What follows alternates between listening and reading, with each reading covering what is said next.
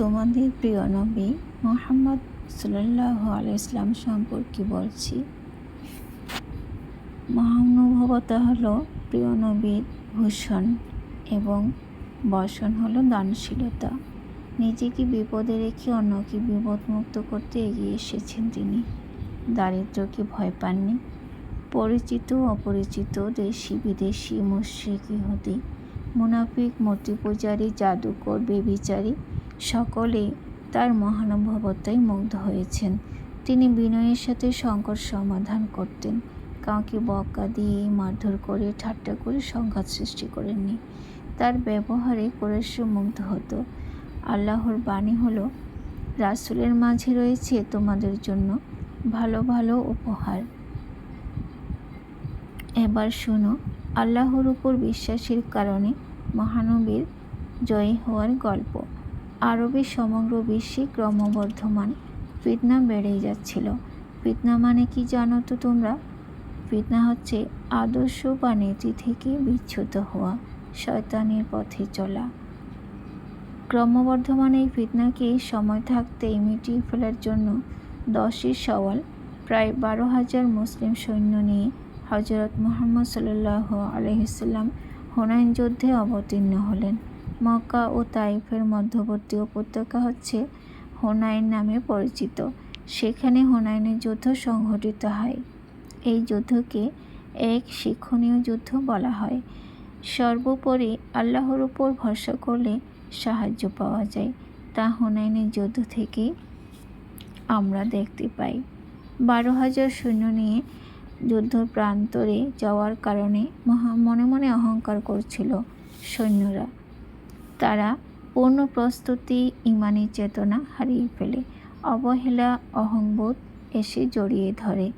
মুসলিম যুদ্ধক্ষেত্রে আসা মাত্রই দুশমনরা আশপাশের পাহাড় হতে অমনোযোগী এই যোদ্ধাদেরকে এলোপাথাড়ি অসংখ্য তীর নিক্ষেপ করে। অতর্কিত আক্রমণে মুসলমান সৈন্যবাহিনী বেশি হওয়া সত্ত্বেও সকলে হতবিহ্বল হয়ে বিশৃঙ্খল হয়ে ময়দান ত্যাগ করে।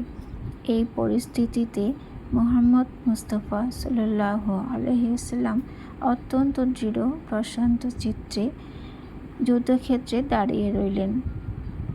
মুসিবতে ময়দান থেকে পৃষ্ঠ প্রদর্শন না করা, মুনাফিকদেরকে দৃঢ় পদক্ষেপে ঈমানী চেতনায় মোকাবিলা করা মুহাম্মদ সাল্লাল্লাহু আলাইহি ওয়াসাল্লামের নীতি ছিল।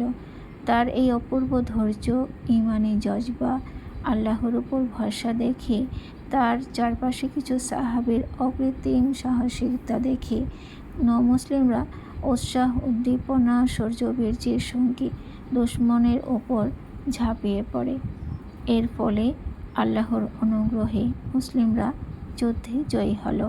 আল্লাহর উপর ভরসা ছিল বলে ফেরেশতা পাঠিয়ে আল্লাহ তার রাসূল প্রিয় হাবিবকে যুদ্ধের মাঠে সম্মানিত করলেন। এক বুড়িমার গল্প শুনতে চাও? তোমাদের শেষ নবীকে এখানে আরও বেশি জানতে পারবে।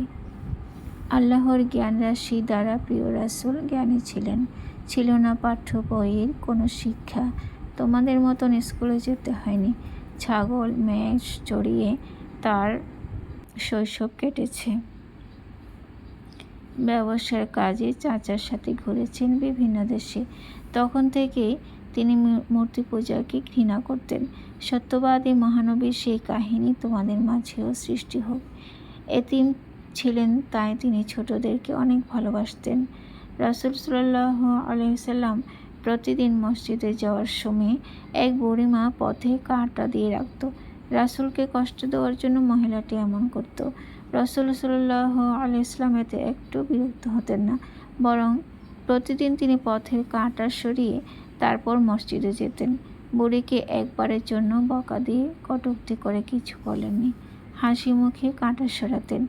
একদিন পথে কাঁটা বিছানো না দেখে রাসূল সাল্লাল্লাহু আলাইহি ওয়াসাল্লাম অবাক হলেন। খবর নিয়ে জানতে পারলেন বুড়িমা ভীষণ অসুস্থ হয়ে পড়েছে। তাই রাসূলের মসজিদে যাওয়ার পথে বিঘ্ন সৃষ্টিকারী কোনো কিছু দিতে পারেননি। রাসূল সাল্লাল্লাহু আলাইহি ওয়াসাল্লাম নামাজ শেষে বুড়িমার কাছে যান। তার মাথায় হাত বুলিয়ে দিয়ে সুস্থতার জন্য দোয়া করলেন। এতে বুড়িমা অবাক হয়ে বললেন, আমি তো তোমায় অনেক কষ্ট দিয়েছি, তবে কেন আমায় দেখতে এলে? আমাদের প্রিয় নবী হজরত মুহাম্মদ সাল্লাল্লাহু আলাইহি ওয়াসাল্লাম মুচকি হাসলেন। তিনি কেন হাসলেন জানো? রাসূল তো সমস্ত মানবের শ্রেষ্ঠ রহমত হিসেবে এসেছেন আল্লাহর পক্ষ হতে। বুড়িমা যদিও শত্রুর মতো আচরণ করল, কিন্তু নবীজি তাকে ক্ষমা করলেন, কেননা তিনি তার মহানুভবতা ও ক্ষমা দ্বারা শত্রুকে তার ইসলামের ছায়াদলে আনতে চাইলেন।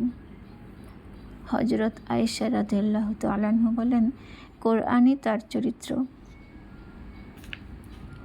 মহানবী হজরত মুহাম্মদ সাল্লাল্লাহু আলাইহি ওয়াসাল্লাম আমাদের প্রাণের নবী, আল্লাহর প্রিয় হাবিব বান্দা, পরকালের সুপারিশকারী। তিনি প্রতিটি সময় তার জাতির মঙ্গলের জন্য দোয়া করে গেছেন। কষ্ট নিজে সয়েছেন, কিন্তু তার উম্মতকে কষ্ট দিতে চাননি। বুড়িমার উদাহরণটিতে বোঝা যায় রাসূল সাল্লাল্লাহু আলাইহি ওয়াসাল্লাম কষ্ট করে করে প্রতিদিন কাটা সরাতেন, কিন্তু বুড়িমাকে অভিশাপ ভর্ৎসনা না করে বরং দোয়া করেছেন ভালো হওয়ার নিমিত্তে, যাতে বুড়িমাকে আল্লাহ তাআলা জ্ঞান দেন বোঝার জন্য। তিনি তোমাদের মতোই বান্দা, কিন্তু তাকে বিশেষ রহমত মর্যাদায় আসীন করেন আল্লাহ সুবহানাহু তাআলা। এই দুনিয়ায় ক্ষমাশীল রাসূল সাল্লাল্লাহু আলাইহি ওয়াসাল্লাম, আখিরাতে ক্ষমাকারী আল্লাহ। কাজেই দুনিয়ায় রাসূলের অনুসারী হলে আখিরাতে খোদার পয়গাম পাওয়া যাবে। রাসূল সাল্লাল্লাহু আলাইহি ওয়াসাল্লাম বলেছেন, তোমাদের মধ্যে কেউ ততক্ষণ পর্যন্ত প্রকৃত মুমিন হবে না যতক্ষণ না আমি তার কাছে পিতা, সন্তান, সন্ততি সকলের চেয়ে অধিক প্রিয় হব।